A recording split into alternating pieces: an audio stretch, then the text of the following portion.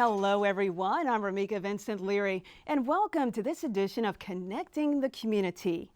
Take a moment, if you will, to envision yourselves gazing at our American flag wisping in the wind with its stars shining brightly. Our country has a rich history, and this show is dedicated to honoring our military veterans for their service.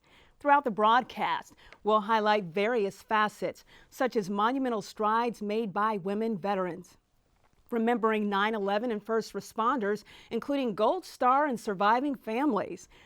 But first, we'll take you for a walk down memory lane as we honor the legacy of General Daniel Chappie James Jr. He's a trailblazer whose career spanned 3 wars. To get the conversation started, I'm happy to welcome Cris Dosev, chair of the General Daniel Chappie James Memorial Foundation. He's joined by Gregg, co-chair of the Gulf Coast Veterans Advocacy Council. Plus, we have a special guest joining us on the phone, Claude James, one of Chappie James's son. Now, there are some amazing things happening on the horizon with your father, Claude. I know I'm excited. How does it make you feel? Really happy about all of this. And, that being Dad's hometown, and up till the time of Emmitt Smith, Dad was the most famous person, I think, to come out of Pensacola, and he never, ever stopped talking about Pensacola throughout the time of my experience of hearing him ever speak about things in his past and stuff. So, yeah, it's really great. And Cris Dosev, you mentioned, has been the point of the spear in getting this ball rolling. So, yeah. So what better time than to have Cris update us on the bridge dedication. Thank you very much, Rameca, for having me here tonight. You're welcome. I'd like to bring you up to speed on that. We have a timeline. We want to recognize first that this year, 2022, is going to be the 75th anniversary of the founding of the Air Force, and that date is September 18th. So we will do everything we can to get the project completed, physically completed by that date, but always keeping in mind our efforts to accommodate the Air Force and senior leadership so we can make this an event that will fit their schedule, meet the schedule of the city, and then and have a great party to boot. 75th anniversary, right? Correct. U.S. Air Force. That's right. Now, there are 3 major facets that we will see. Why don't you give us a breakdown of each of those items? Sure. We have 3 major elements to the plaza that we're looking to erect. One is a statue with the pedestal. The second, an F-4 Phantom that we just recently have been assigned by the Air Force Museum. And then a large flagpole. We're looking at about 80 foot with a flag about 20 by 25 feet in breadth. And the key here is that, one, we want to, it's a 10-foot statue, so we want a larger-than-life depiction of our general there and in front of the F-4 Phantom.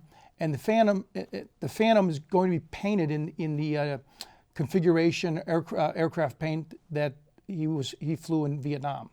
So that's how we're looking at it. And the renderings are exceptional.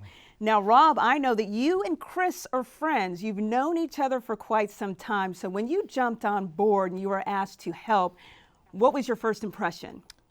Wow, hang on and just wait, because Cris, when I met him, he's just like, wow. I mean, so I want to be a part of this, so I appreciate him spearheading this and allowing me to be a part of it. But as far as you're concerned, you know a lot about the museum. We love General Daniel Chappie James Jr., a lot of visuals with that museum. How did you first find out about it, and what impact has it had on you personally? Well, the first time I found out about it, I was just taking a group of students to a trip to Tuskegee, and we went to the museum there, and my question was, why isn't there a museum about Daniel Chappie James in his hometown? Yes. And some friends of mine told me there is one. I was there for the groundbreaking of the museum once it did open, but it just seemed like we didn't get a lot of publicity about such a great American, and we still don't, really know much about him from a media standpoint. And so visually, if someone were to walk inside that museum, their eyes would be amazed, correct? Absolutely, but not only about the museum, but the story behind it. His mother was a very influential person in the community because she taught a lot of the people who are still around here. But the other part about it is that the Flight Academy that's there and that with the service they provided in teaching younger youth in the community. All right, Claude, you've heard a lot right now, but guess what? I have a little surprise for you. There's someone who was mentored by your dad. His name, Joseph Denman. Take a listen to what he has to say. My mentors in joining the military are my father, who was a Master Chief in the Navy, and General Chappie James. And just to tell you a short story, they walked me down to our Arno building, walked me upstairs, and made sure that I went into one of the services. And it ended up being the Air Force, but it was those two that took me up there, and they mentored me.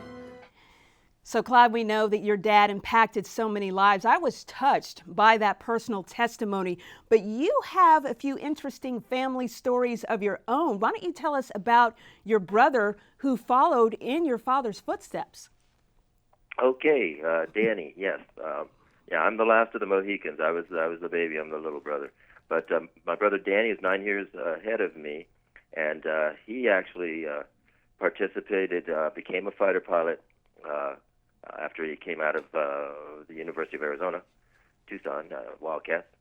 And he was in Vietnam twice. The first time my brother flew in Vietnam, he was one of the spotters that the forward air control guys that spot the enemy. They're in a little propeller aircraft, unarmed, and they have smoke rockets to identify where the enemy is, and they call the fighters in to come take them out. But that, to me, I mean, talk about brave. But anyway, after that, he got a chance to go back and fly fighters, and it happened to be the same jet, type of jet that Dad had flown in his tour of Vietnam, his famous tour of Vietnam. And yeah, so that's why you heard Cris talk about getting an F-4 Phantom for the display at the monument. That's why, because that's the plane that they both flew famously in Vietnam. But yeah, my brother Danny, Daniel James III, he rose to the rank of 3-star general, and he was a heck of a fighter pilot. And yeah, that's what I'll say about him for right now. But I do believe that Cris has a little something he wants to add to that. Yes, you know, Okay. we talk about the 3 wars your father participated in, but a lot of people don't know the significant action he conducted in between wars during the Cold War. Please tell us about your experiences in Bentwaters. They were fascinating. Oh, okay, right on, man. One of my earliest memories, like I said, I was the baby, so this is we'll take you back to 1962. I was going on 8 years old, and at that time, Bentwaters was one of the bases that had become a frontline base for the Air Force during the Cold War, and we were just basically holding the Soviet Union off and making sure they understood that if they did anything crazy, we would stand up, and as Dad said, we're ready to punch them in the nose, and we have to let them know that we're ready to do that. And sure enough, I just have a memory of this one night, just to put you in that house, at what it was like to be there at a significant moment in history. There was a phone by my dad's bed, and I'd never heard it go off. It was a red phone. By then, he was an operations commander with the fighter wing there. Anyway, the thing is that this phone had a light on it, no dial, red phone. And this one night, I'll never forget, the sirens went off, and my dad's phone rang, and that phone had a very aggressive sound. It was not a ring, it was a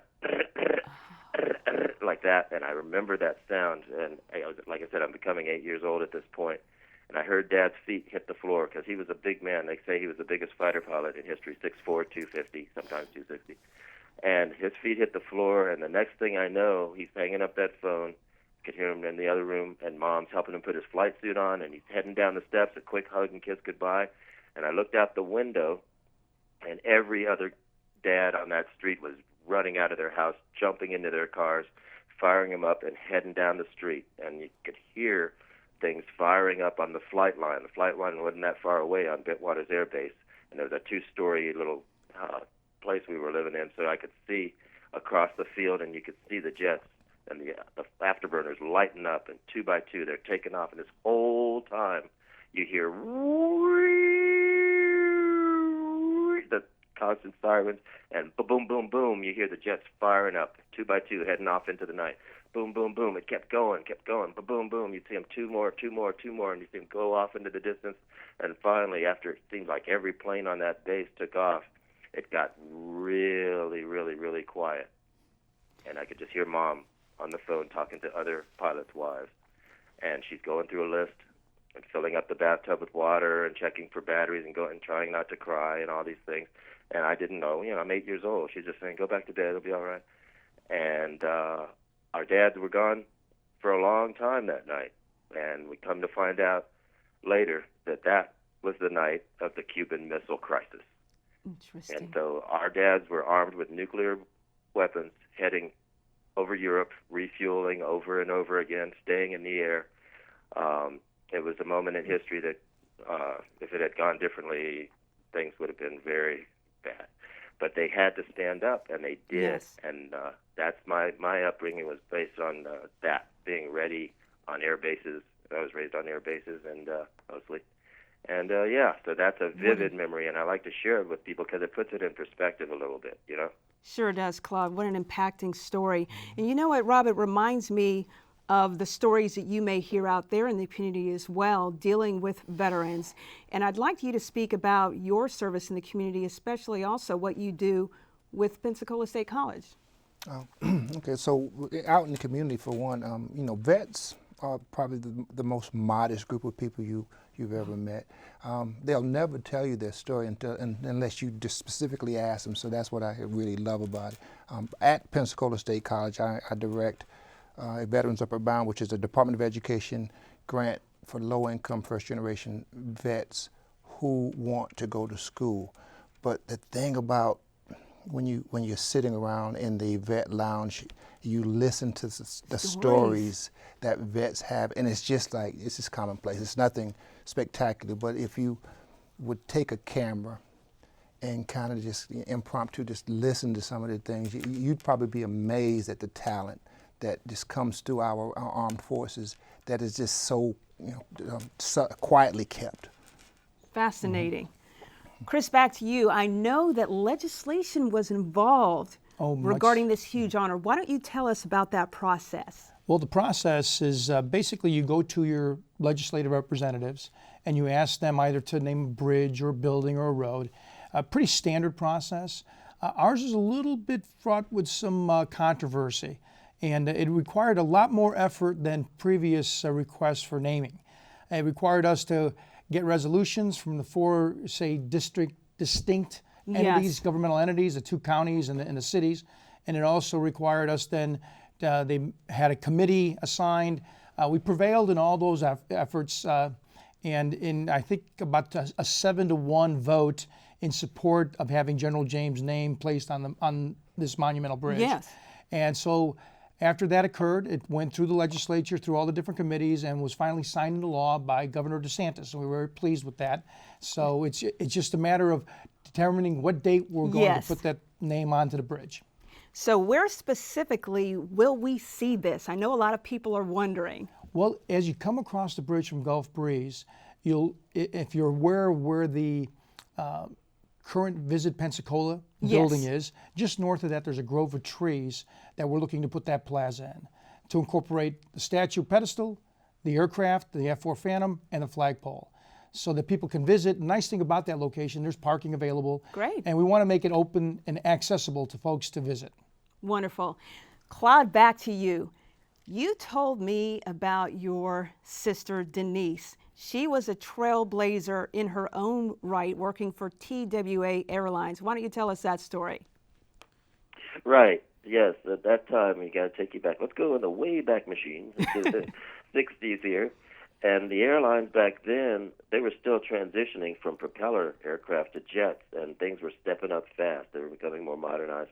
Back then, to be a airline stewardess, they called them, not flight attendants, you had to be really sharp. And she had just finished college at Florida A&M, and it turned out that she got an opportunity to be one of the first black airline stewardesses. There was a handful of them. She wasn't the very first, but there was a handful of them.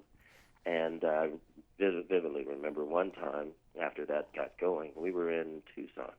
And Mom, I remember I might have been 7th grade. The thing is that Mom said, hey, let's go. We're going to the airport to get your sister. She's going to see. Okay, great. And I'm just thinking we're picking her up from the airport. And we get there, and that plane pulls up, and was one of the new jets at that time. This had to be 66, somewhere in there. Jet pulls up, the door swings open, and there's my sister, the stewardess. And back then, they had to look like Vogue models, you know. They had very restrictive, you know, they had to be, you know, they could be fired for being in pound overweight and stuff. And she opens the door, and I see her smile, and she's helping people off the plane, and she looks at me and winks, and I just like, wow, you know. That's your family. Yeah, that was my big sister. She was the oldest. And then my brother was about 3 years younger than her, and then I was 9 years after that. I came in after the Korean War, when Dad came back from Korea. And that was when I came on the scene. All right. So, yeah. Interesting story. Cris, when did you first meet Claude? And he has a beautiful daughter named Britt. Good looks running the family, don't they, Claude? So, Cris, when did you first meet him? I met Claude, I think, on his first arrival for a major event that the museum had put on, a dinner. And he'd come in with Britt and also his son Ryan. So all the significant amount of the family were here. We were able to introduce ourselves and start thinking about how we were going to move this project forward. And they have been with us every step of the way. It's been a real pleasure working with them. Awesome. So, Rob, is there anything that you would like to say to Claude? Claude, just thank you for sharing the greatness in your family. And back to you, Claude. I understand that your children have been inspired by your father.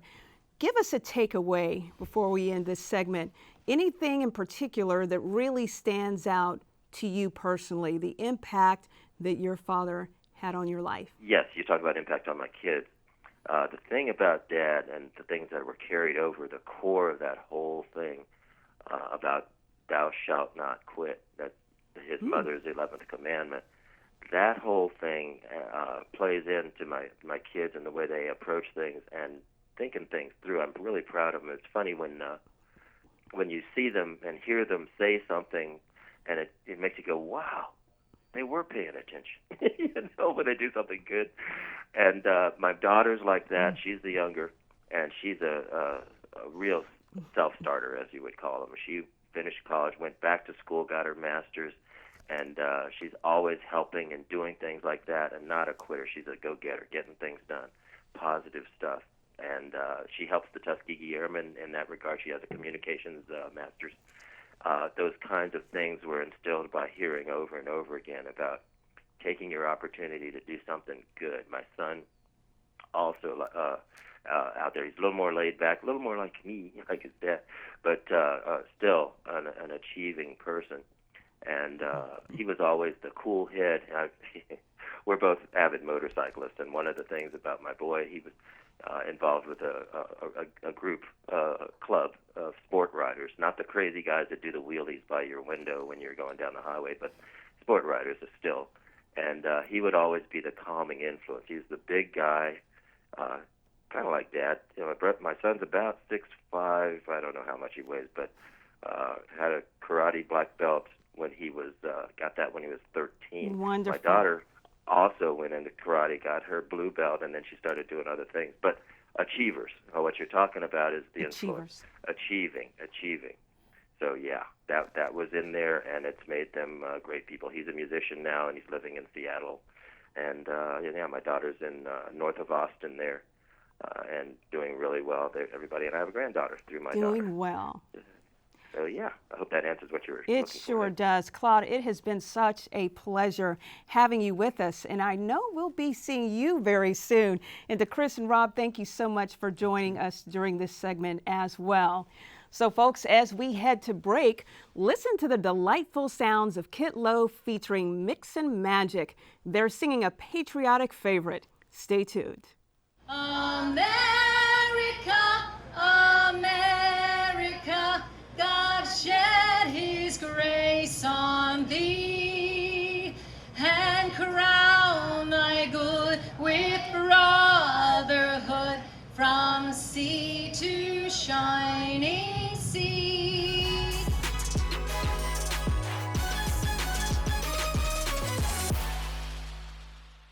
You are watching viewer-supported WSRE TV, a service of Pensacola State College.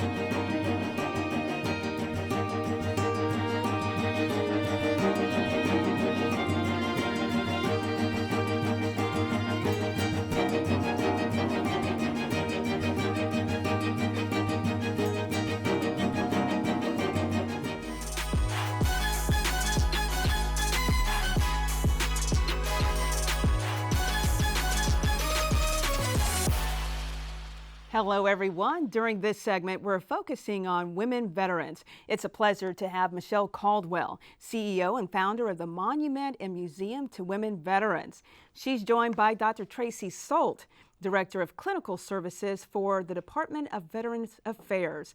In addition, we have Denise Reyes, a U.S. Army veteran, and Gideon Innis, a U.S. Navy veteran. So, Michelle, let's start with you. What was the big incentive, or was there someone who inspired you in relation to the Monument and Museum to Women Veterans? Well, I had the opportunity several years ago to participate in a function that was being put on called the Escarosa Independence Weekend. And that was where I had an opportunity to work with Dave Glassman, the city of Pensacola, and we brought 100 wounded warriors here from Walter Reed Medical Center to our community to show them a community that loved them and was there to provide support with them. And we did it with the VA and several organizations and provided and separate the caretakers from the actual veterans. And in doing that, we saw a real need for a lack of services that were in our area at that time. That was part of the OAIF Operation Iraqi Freedom and Operation Enduring Freedom. And in our local area, we sent a lot of active duty to that. We also sent a lot of reservists actually went from our area. So we immediately, because of our veteran population, had a huge need in our area to really address the needs of returning veterans coming back. And as we were putting that event on and Veterans Day came up, I thought, wonder what they're going to do for women in Washington, D.C. at the monument. All right, but we're going to talk a little bit more about that. They don't have one. Yes, exactly. Dr. Solt, you do so much with the Department of Veterans Affairs. Why don't you give us an overview of your duties? Okay, great. Thank you for having me here. You're welcome. Like I said, my name is Traci Solt. I am the Director for Clinical Services in the Veterans Health Administration, or VHA, National Office of Primary Care. And for those of you that might not know, the VHA is the healthcare arm of the VA, and the two other agencies under VA are the Veterans Benefits and the National Cemetery Administration. VHA serves the health needs for over 9 million veterans, and more than 500,000 of those are female veterans. And those numbers keep growing. The number of women veterans who received health care through the VA has tripled since 2001, and more veterans are seeking VA services every day. And I just wanted to, I wrote down a couple of statistics that I wanted to share. In the 147 VA medical centers, they have at least 2 designated women's healthcare primary care providers, and 90% of the community-based outpatient clinics have at least 1 women's health designated primary care provider. And in FY fiscal year 21, the VHA completed more than 2.5 million primary care appointments for women veterans. Amazing statistics. Oh, we always like to hear good news, don't we? So ladies, Denise, you have a colorful history. You served in the U.S. Army. Tell us about your experiences in that branch of our military. I joined in 2005. I got out in 2010, and I am really grateful for the military. It really shaped me. It was a great experience, a learning experience. It was just an overall great opportunity to grow and really impact my life in a leadership and lots of values from the military. So, was there anyone in particular who inspired you throughout your journey? I think all the NCOs and the leaderships there, the community, with the military that you get there, the branch itself, It's just a huge learning experience, being away from home and all the different leaders, and you could see the different leadership styles that people have. I would say there was about one or two. My Sergeant Murdoch, he was my NCO. He had a huge impact in my life and shaping personally and my career in the military as well. Fabulous. Now, Gideon, you and I have a little bit of history. You were in a few of my classes at Pensacola State College in the business department, a U.S. Navy veteran.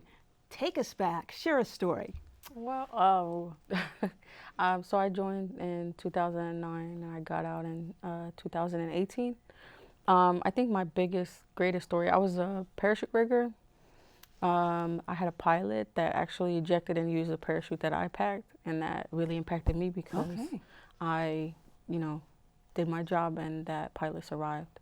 But that's my experience. Well, I had a lot of experience. We'll talk more about what you do at PSC in just a few moments. But Michelle, I have to come back to you because with the museum, we have training opportunities, 3 specific areas. Why don't you talk about those, of course, like construction, vocational, and employment assistance?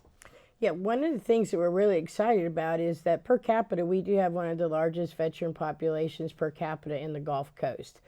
So in saying that, we do bleed red, white, and blue, and it's necessary for us to provide program and training for returning vets. And then, as every business knows, we have a lack of labor force in our area. So we have to really look, how do we recreate that labor force for us? If they're not here, what does that look like? And so our goal is to we've created a national training center and a national visit center for veterans here in our local area in Pensacola. It is the only national visit center for veterans, so they can come directly to the visit center and get connected to their benefits. And our goal with that is to cut the 22 suicides a day out because they don't know how to get connected to their benefits. So the museum here is open. It's been open for a short time. Is that correct? It has been. What about the monument? Now, I understand that world-renowned sculptor Elizabeth McQueen is really putting something great together. Let's talk about that. Well, we're very fortunate. Elizabeth McQueen is actually an internationally recognized sculptor, and her family is very embedded in our community. So having somebody of that caliber to actually there is no monument anywhere in this country recognize 25% of the military, which we say is now women, and 2.8 million women veterans in this country. And so we're going to have an opportunity to bring that national monument right here to our direct area. And so the whole idea of the museum and the monument is really establishing a campus here for veterans in our area, not just for women, but for veterans across the board. I am so excited. Dr. Solt, back to you. And I appreciate what you did a little earlier, telling us about what you do for the Department of Veterans Affairs, but another facet to your life, right? Why don't you talk about maybe personal experiences or takeaways from your service in the military? Perfect. Yeah, thank you. You're and welcome. First of all, I'm just humbled to be here with this group of women veterans. So thank you for inviting me to be part of this. My story began when I was the daughter of a U.S. Air Force. My father was a retired U.S. Air Force. So I grew up in a military family, and so I learned to love God and country from the minute I was born. Grew up on a military base, taps, and every morning the Star Spangled Banner. But I went to college for a couple years and wasn't sure what I wanted to do. And so I followed in my father's footsteps and I joined the United States Army Reserves. I went through 91 Alpha field medic training, and really that inspired me to go and continue my nursing career. And as in the reserves, although I never saw combat, I did, we were in the community a lot, and I was able to observe the medical team work together. So it inspired me to go back to nursing school and become a nurse. And in 2008, I went back to work for the Department of Veterans Affairs, and it was the best career decision ever. The military really taught me, I loved wearing the uniform. I don't know about all of y'all, but I really loved wearing the uniform, and the camaraderie and just the love really between with the military. You had a family no matter where you went. And so I really think that taking that experience of being the daughter of a military member and the wife of a military member and a veteran myself, it really helps me understand and be a better care provider. Wonderful. I know that my heart is full hearing from all of you ladies. Denise, I'm coming back to you because I understand that you work at Pensacola State College, and what exactly are you doing with us here? I am a veteran services specialist. I work at the Veteran Services Office, and we help students, veterans, their dependents, their family members start using their VA educational benefits. We help them understand what that entails for them, benefits available to them, scholarships available to them. And we're really the in-between the school and the VA itself, so we send that information out to the VA. But yeah, we do a service to the students as well as their family members. Is there and their anyone in veterans. particular that you have helped? Maybe an individual or a story that stands out in your mind? Because honestly, there are some vets who have no idea that there are financial resources available. Yeah, I think most students, we try to give the same care to every student, you know, with the veteran and their family members, but they don't know the benefits available to them. They don't know the resources available to them. They think that they only have one VA educational available to them. When they come to our office, we do try to provide them with all that information. There's not a particular student that I have in mind, but I do believe the students that are 100% their family members, they don't realize that the state has a different scholarship available to them that pays for tuition and fees, and that gets lost with the family members and them as well. So we do try to reiterate with them and push that information forward to them. Exceptional. Really appreciate what you're doing. And Gideon, you also work at Pensacola State College as well. Tell us about what you do. I do. I work with Veterans Upward Bound. I'm the recruitment and retention specialist. And basically we're a college prep program helping students to increase their PERT scores by helping them with tutoring in math and reading and writing. What is PERT? Oh, Lord. It's the test that you take to prep you for school. It tells you where you're at, where your math, reading, and writing scores are at, and helps you to get into specific classes. So are there tutorial services for that exam? Yes. Wonderful. I bet you're a great tutor. So Michelle, back to you. You are so lively, full of energy. Give me some of that energy, please. So I would like for you to tell me, first of all, how long you've known Dr. Solt, because you're tight. 13 years. We've actually been friends for 13 years, and we connected because not only does Traci work with the VA, but very humbly, Traci is always engaged in the community, and she doesn't go out from her VA standpoint. She goes out as Traci Solt. And having, you know, we talk about the VA and some of the bad things and the good things, but knowing that we have people that are Traci's caliber that actually work within the VA system, it does start to build back for veterans what that really means to have. There are some really amazing people in the VA, and we originally met at, I think, a homeless, was it a stand down? Homeless stand down. Yeah, we met at a homeless stand down. We do a VA stand down every year, and we actually met at a VA stand down, which is where the Department of Veteran Affairs and all the community veteran organizations partner together, and we ensure that 1 day a year, that 1 or 2 days a year, that every veteran has an opportunity for medical attention, dental attention. We make sure that they have clothes for the winter, so that they have socks and that for the homeless. And we have actually incorporated the last few years where we actually had Veterans Court and had an opportunity for them to actually get legal support. There are some veterans who really, they might just need an attorney for 5 minutes to fix some stuff that they had. So that's really been holding back. So that's really how we met. And then I have 4 children that I've adopted, and Traci has been there right with me beside my children as I've adopted them too. So she's Aunt Traci as well. So Dr. Solt and everyone else, we want to play a special clip from Nancy Bullock Pravad. She is a U.S. Navy veteran. So listen to this. I pre-commed and commissioned the last 9/11 ship, USS Somerset, which for any sailor is a big feat because you get to bring a new ship into the Navy, something that you know that will outlive your lifetime. You get to see the start and finish of something great.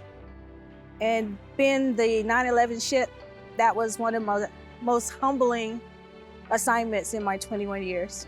And what a perfect way to end this glorious segment. Ladies, thank you so much for your service. It has been such a pleasure. Now, folks, the Modern Eldorados are a popular band whose sounds do not disappoint. Why don't you take a listen to this instrumental snippet?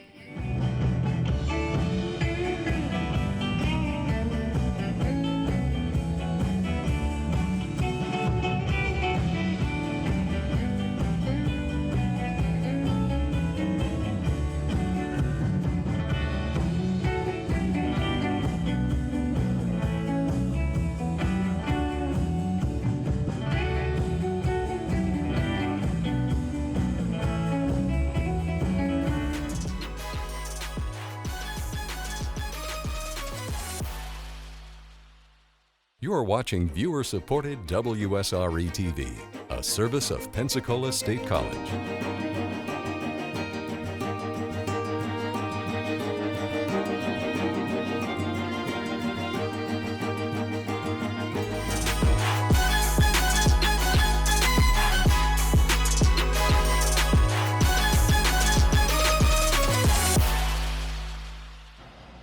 I come to you today because it is an honor to be here. As I look out and I see our first responders, our law enforcement, our military men and women, and as we see this tribute to those who paid the ultimate price, I add my voice to the chorus across this nation today to say thank you. Thank you for your service and your sacrifice, and know that we will never forget. You just heard from the iconic Sue Strong with WEAR-TV. She's a beautiful and sincere woman who loves our military veterans. As we continue our reflections, September 11, 2021 marked the 20-year anniversary of the World Trade Center attack. During this segment, we're highlighting Freedom Quest, an event that was held at WSRE to honor our U.S. military, first responders, local law enforcement, and firefighters. To discuss this further, I'm happy to welcome Dave Glassman, the event organizer. He's joined by Dan Frisbie, a U.S. Navy retiree. Welcome to both of you. Thanks, Rameca. It's great to be here. All right, so Dave, let's start with you. Why don't you give us the backstory on Freedom Quest? Well, the backstory is I think myself and a whole bunch of folks that I spend a lot of time with were feeling like the sense of or the level of divisiveness in the nation was just getting to be something to really think about and something to ask yourself, are you just going to go along with the divisive nature of things, or are you going to do something about it? And you know, we all have what we can do and what we can't do. And so in my mind, given my experience base with veteran support organizations and members of the community that are kind of in the business, I said, well, maybe we could put on an event that would kind of bring the community together. People of all socioeconomic backgrounds, all cultural backgrounds, diversity, and pay tribute to those things that are unifying, things that bring us together, things like belief in the Constitution, faith in a higher power, whatever that faith is, understanding and respecting our first responders, our military and veterans, and of course those Gold Star and surviving family members that raised these young Americans to become servants to our communities and defenders of our nation. All right. Now, Dan, you and I have a little bit of a history, don't we? Just a little. You were actually a student in one of my first classes that I taught in the business department at Pensacola State College. U.S. Navy retired.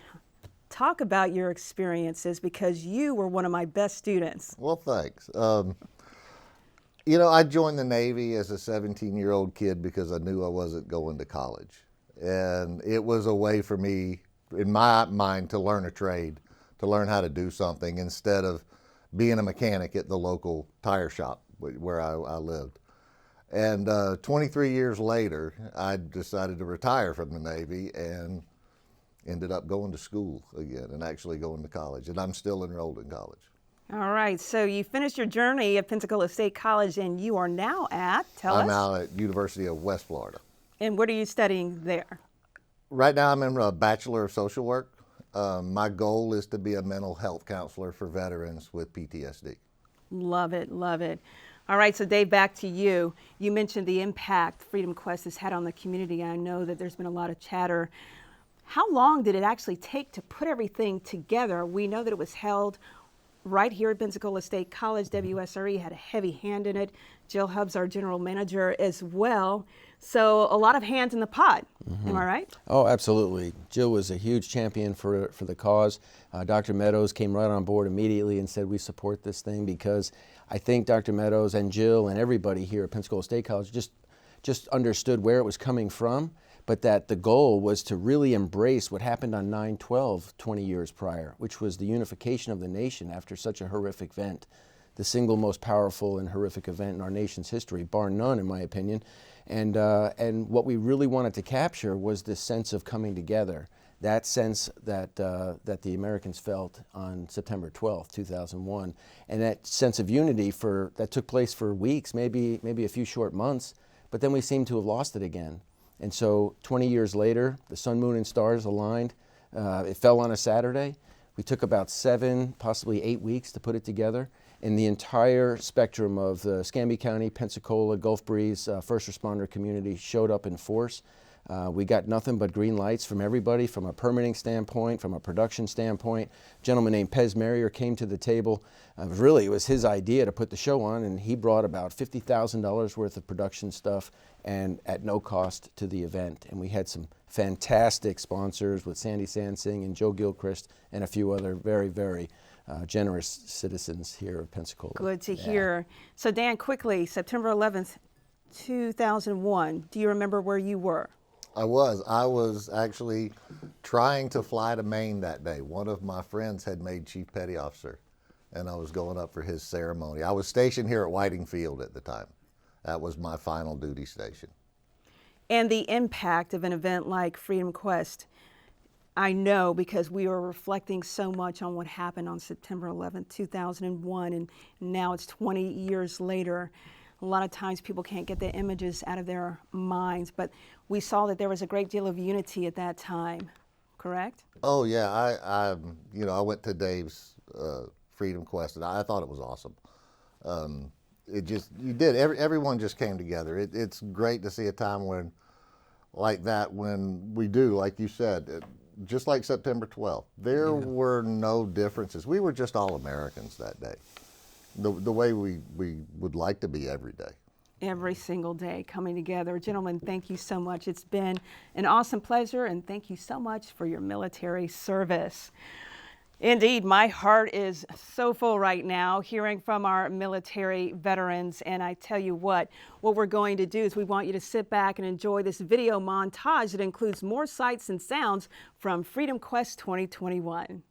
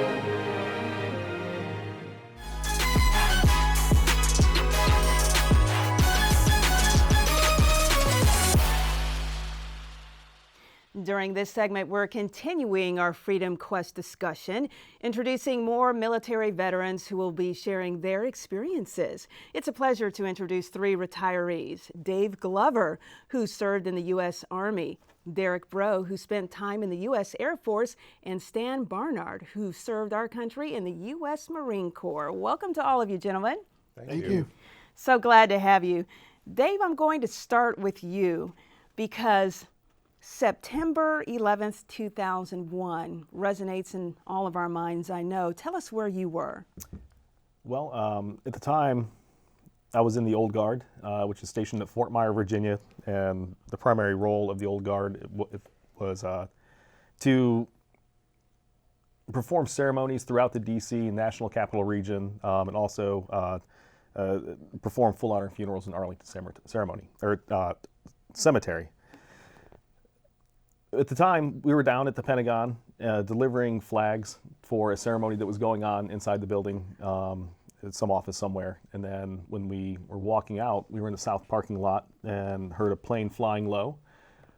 Reagan National Airport is not far away, and we didn't really think much of it, but then it was really loud. Looked up and just saw this plane coming in, and it banks and flies over and disappears behind the building into a fireball. The explosion was incredible. We didn't know what was going on. We were very confused. Didn't know if we should go try to run to help. So we ran to our the van that was parked there, and our NCO was in there and told us at the time to get in the van. We're heading back up to Fort Myer, that the World Trade Centers had been hit. We didn't know that had happened either. And so we went back up to Fort Myer and awaited orders. And I'll get back to you shortly. Stan, I'm going to share with everyone a soundbite from Captain Keith Hoskins, who was at Freedom Quest, and he's a U.S. Navy retiree, a former Blue Angel. Would like for you to hear what he had to say.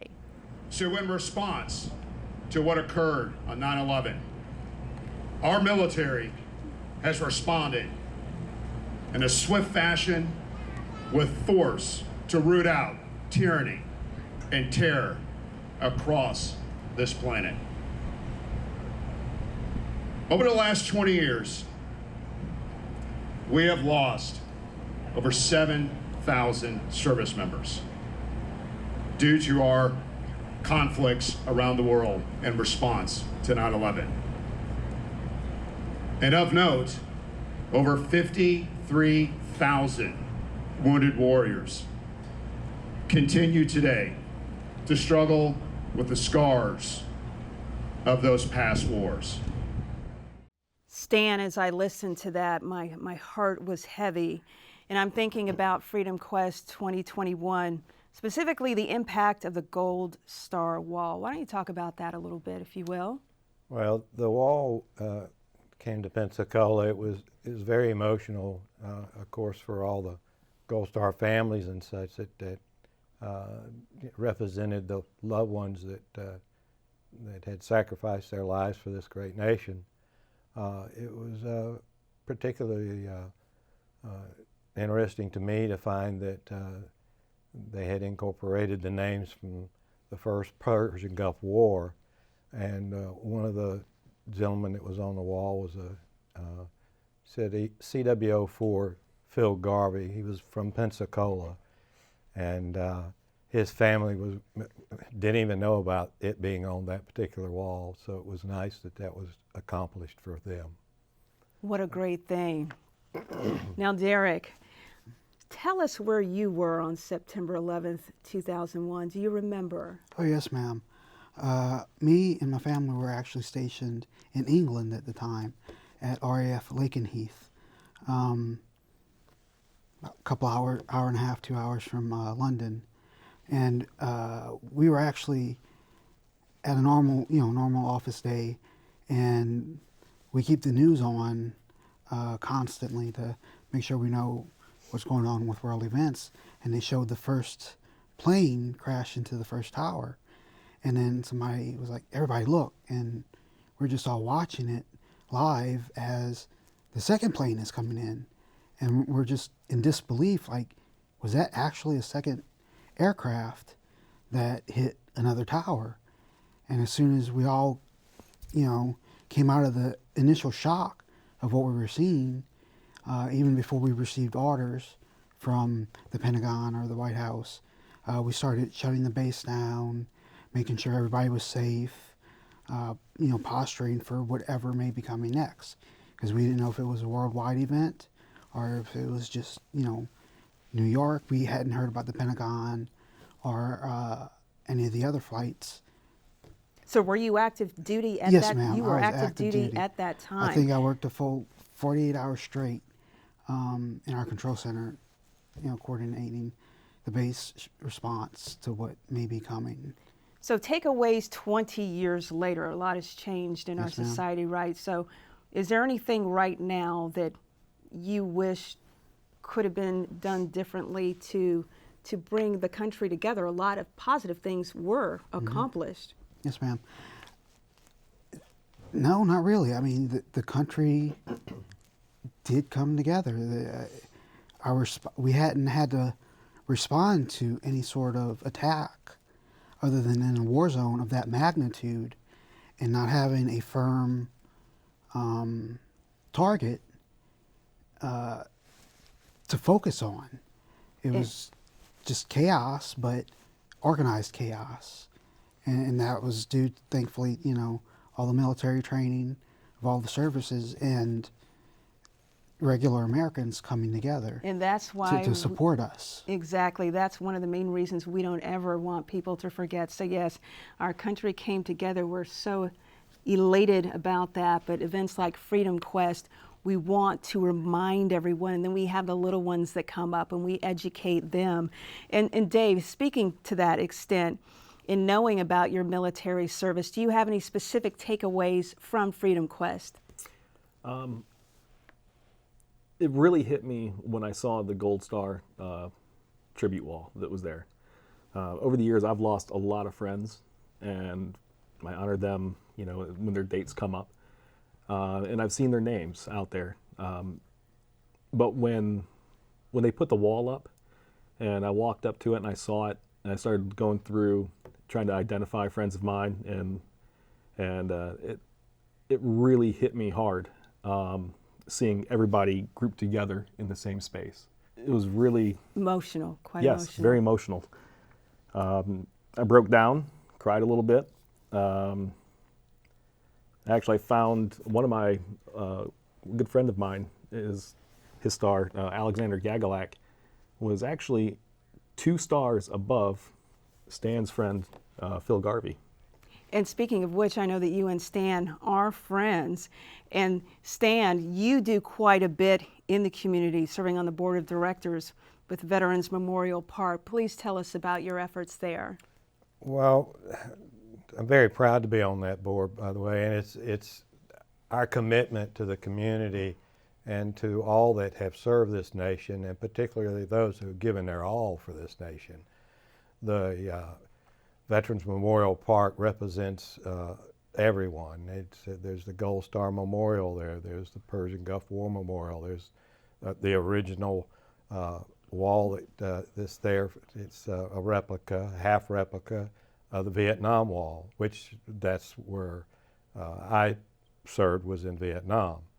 But the generations that came after that are sitting here with me, they're the ones who did all the fighting in Afghanistan and Iraq. It's great to be here with them. I'm honored. And so honored to have you here. And I know you're a retiree from the U.S. Marine Corps. And everybody out there, my brother was a leatherneck, Antonio Vincent, went to boot camp, Parris Island, South Carolina, entered boot camp, a youngster, and returned a man. And then I also think about my dad, Early L. Vincent, who was one of the first African Americans admitted to nuclear power school during a time of Jim Crow and segregation. Spent 31 years in the Navy as what we call a nuke, was an E9 and became a master chief of the boat, or what they would call a cob. Really grateful to have grown up in a military household. So yes, indeed, I am a Navy brat.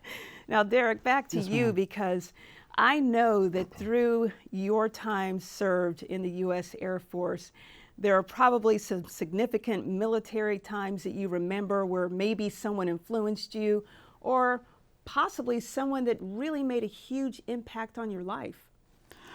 Of course, I mean, over 21 years, there are dozens of people. But some of my more memorable and close mentors for me was my immediate supervisor and the vice commander of Lajes Field in Portugal. And in my job position, I fell directly under the base commander.